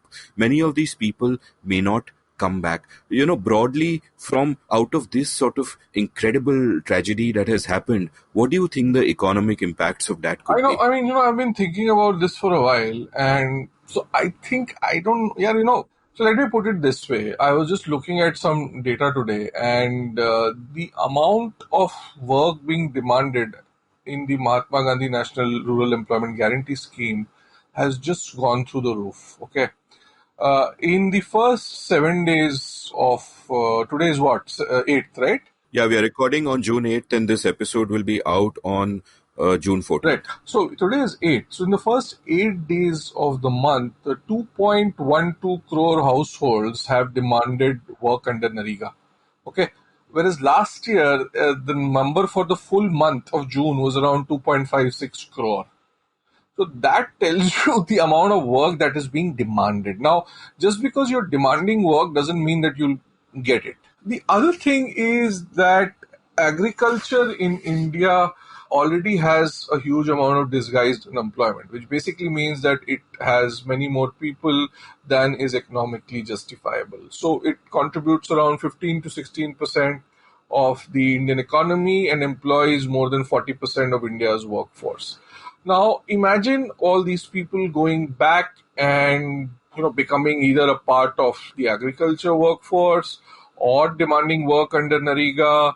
I mean, what do they do there to continue earning a living? Now, one reason that they came to the cities from from the places where they originally belonged to was looking for work, and they came because there was no work where they came from, right? And suddenly, when they're going back, I mean, how are they going to get work there? I mean, I can understand that the government can increase allocation towards Nariga and create some work, but then that's one is it's very low end work, and two, it doesn't pay much. So ultimately, I don't know. I mean, I think these people who have gone back may have, no other way but to come back to the cities and hope that they sort of get the jobs that they originally had. I mean, I can't see any other way out. I mean, I have thought about this over and over again, and I don't, I mean, unless the chief ministers of Bihar and UP and Jharkhand and even Odisha and Chhattisgarh to some extent end up creating a lot of work within the state. I mean, and that ecosystem, even if it happens, is not going to come up in 2 years or 3 years or 5 years. And I mean, one is you don't see any commitment from any of the leaders in that direction. And two is, even if there is a commitment, it's not, Bangalore wasn't built in a day, right? I mean, it took the city close to 20 years to reach where it did. I mean, and I'm not talking about the Bangalore traffic here, but the fact of the matter is that there are, it is a city, there are a lot of IT companies based out of it, and there is a lot of work being created in that city, all said and done. So I don't know. I don't think, I mean, I have come around to the conclusion that these people will have to, for whatever be the case, will have to come back. And I just hope that, this time around, they get treated much better. I mean, there have been some very good stories on how people, employers in the southern states are giving AC tickets to some of their employees to come back. Some of them have even been flown in. I just hope that this goodwill, or whatever you might call it, this just lasts for a while. And I don't know. I mean, otherwise, I don't see how they can, make a living in these states. One is that, if you look at places like Bihar, the size of the agriculture plot is already very small, an average agriculture plot, not, I mean, and that being the case, how do you make a living out of being a farmer? I mean, the reason that you moved out of that place was because you couldn't continue making living as a farmer.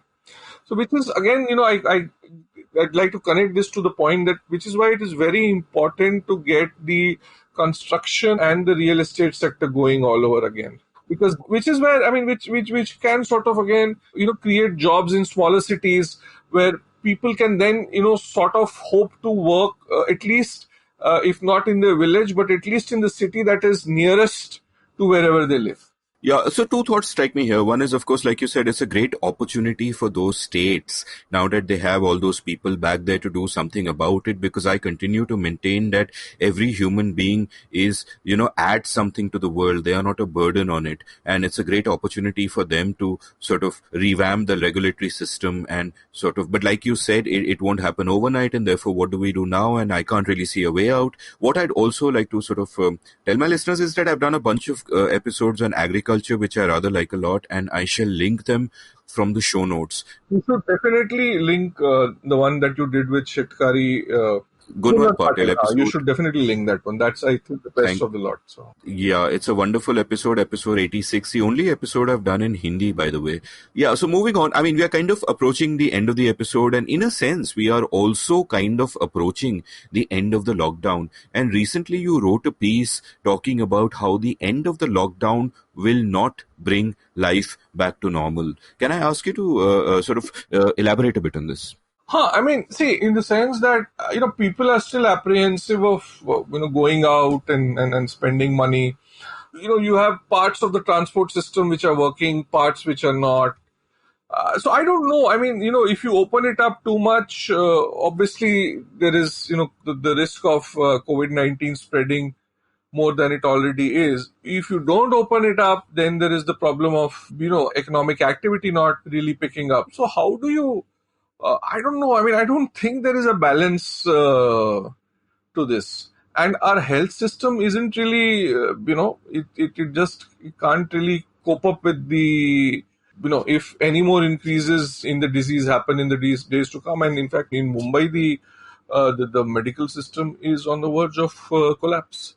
And it's not that there are enough beds. It's just that there aren't enough nurses and ward boys. So, which is very, very, which is why, again, you need everyone to sort of be there for a system to work, and which is really not happening. So that's incredibly bleak. I think we've taken up enough of the listeners' time this week, but no worry, we shall come at you every week in our new show, Econ Central, and we will also discuss on episode 1 of that, which will come this Thursday, a topic which we haven't found time for in this episode, which is this whole, tirade against China, boycott China, return to Nehru's import substitution under different names, and a rhetoric spread on a different kind of media entirely. What would Nehru have thought of WhatsApp, I wonder? So, do check that show out. Our website is econcentral.in. You can go to all your podcast apps right now and search for Econ Central. I hope the RSS feed has spread widely enough, and you'll be able to see the preview episode. Can I make another poor joke here? Kindly do, kindly. So, I don't know about RSS feeds, but RSS is definitely widely spread.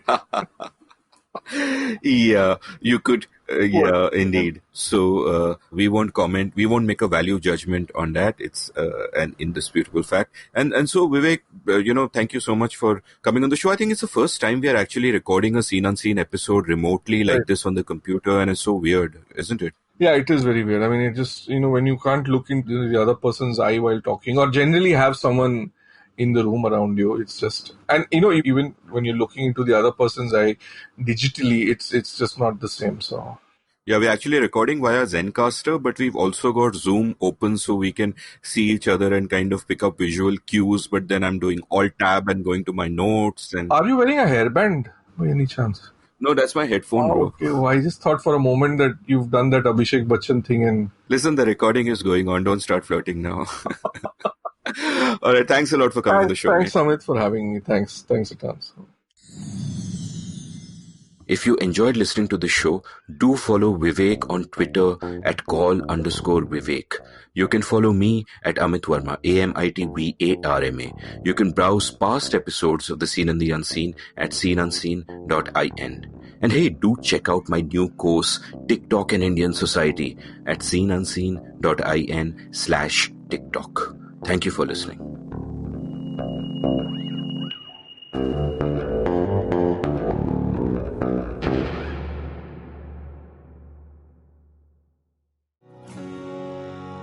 Did you enjoy this episode of The Seen and the Unseen?